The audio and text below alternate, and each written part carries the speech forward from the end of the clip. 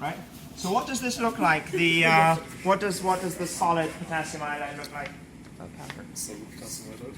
Yeah, it is a Oh my white god. powder. Yeah, right. Okay, so let us heatify this. So what we're trying to do is we want to just try and heat this from the top and the bottom and just generally sink as much heat into it as we can, right?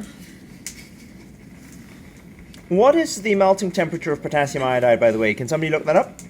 680 and change? Yeah, 680, okay. All right, any evidence of melting yet? I don't know, I can't Not see. really, but yeah, good things come to those who wait. Oh, what are you seeing? Anything changing in there? Yeah, definitely. I can see something. Yeah, can you see anything there, Sandra? It's like kind of wet. Yeah. So you can see the surface is kind of glistening, right? Which means that at least the surface is starting to melt. We're going to want to sink a wee bit more heat into this. It's kind of wet. So what's happening here? Oh yeah, it's definitely liquefying. Check ça, vois-tu comme c'est beautiful. Okay, so is that looking liquid? You want me to plug it in? Not just yet. Just want to see if people can see that it's looking liquid. Is people looking liquid? Like that's just much powder. Yeah. So I'm just going to make sure that it's completely molten, and then what I'm going to do is stick the electrodes in, and then, and only then, are we going to plug it in, if that's okay. I'm going to have to temporarily move the heat away, put this in. Please do not plug it in just yet.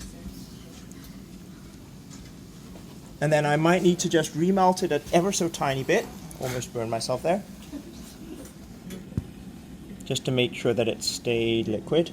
Incidentally, what flame color are we seeing here? Blue. Or green. Why is that? What is glowing green?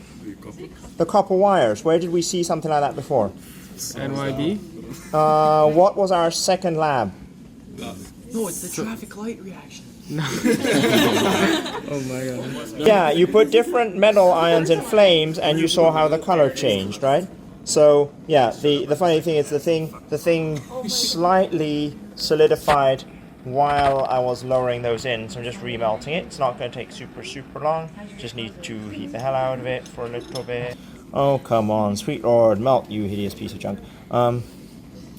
See, science always works better if you swear at your materials. Speak to them severely.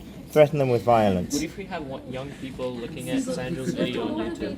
Oh, what if those impressionable young people who have never ever seen anybody swear on YouTube? You want me to bleep it out? Yeah, we'll beep it out. I'll throw it into After Okay, Effects. alright. Do you want to do the honors and plug that in? See, behold! Let's go. If you take away the heat, will it like slowly solidify and then stop? Okay, so Xavier's question is, will it solidify and stop when we take away the heat? Well, what might help keep it hot when the flame is gone? What's flowing through it now? Current. Yeah, we've got current flowing through it. So it should actually stay molten for a little while until it cools a bit more, right? I don't know if folks can see it. Yes. Do you want to just switch off the burner there so that Sandra can get in there without getting burned? There we go. So you see, it won't actually stay glowing for a while as long as that stays molten, and it will stay molten as long as enough current is flowing through there. What seems to be happening to the brightness of the bulb? Dimming. It seems to be dimming a bit. Now, Yvette starts craning her neck thinking, why can't I see? You could always come in here. Right? There we go. So, next time somebody asks you to take their word for it that a molten ionic compound conducts electricity, tell them to prove it. Preferably with aluminum oxide or something like that, right? Why aluminum oxide? Low. Yeah, what are the charges? Super high. Yeah, Al2O3, right? So, yeah, I think it melts at like 2700 degrees or something like that, right? Okay, folks, thank you very much. Things took a little bit longer than I expected, that's all the way.